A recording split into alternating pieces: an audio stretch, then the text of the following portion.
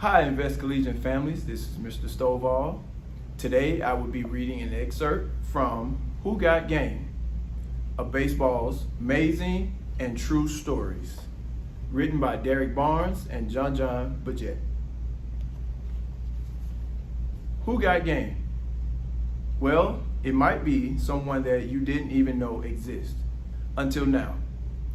This book is about the unrecognized and unheralded figures and the untold stories that hold important spaces in baseball history.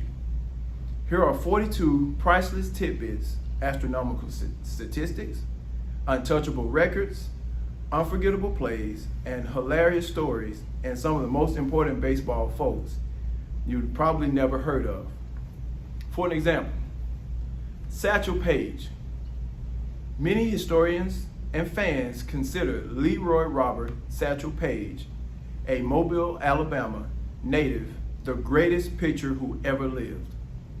He was a Negro League god who became a Major League rookie at a tender age of 42.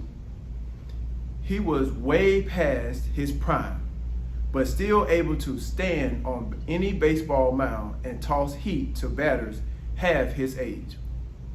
The legend of Satchel Paige was real.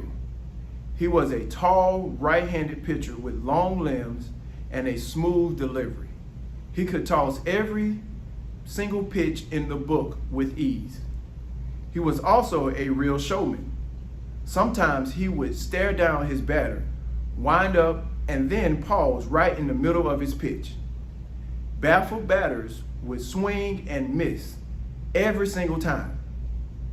The hesitation pitch, as he called it, was very popular with fans, but eventually the pitch was outlawed. Satch made up other pitches too, with names like Bat Dodger, Thoughtful Stuff, Long Tom, the B-Ball, the Midnight Creeper, the Wobbly Ball, and the Wispy Dispy Doo. Sometimes, just for show, he would call his outfielders in when a batter stepped to the plate, letting everyone know he didn't think the batter would hit what he was throwing. Then, just as predicted, he would strike the batter out. Here's Satchel Paige.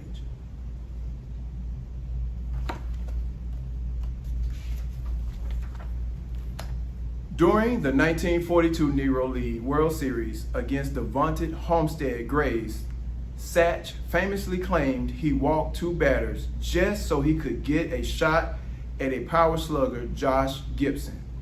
In fact, the records show that the batters got hits. Talk about confidence.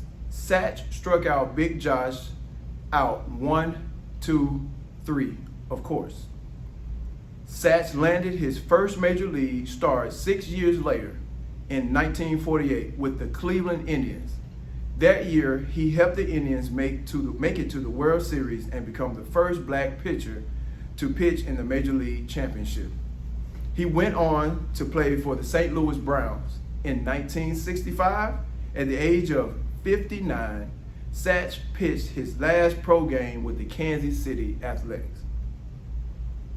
In his long career, Satch was a 5-time Negro League All-Star and a 2-time MLB All-Star.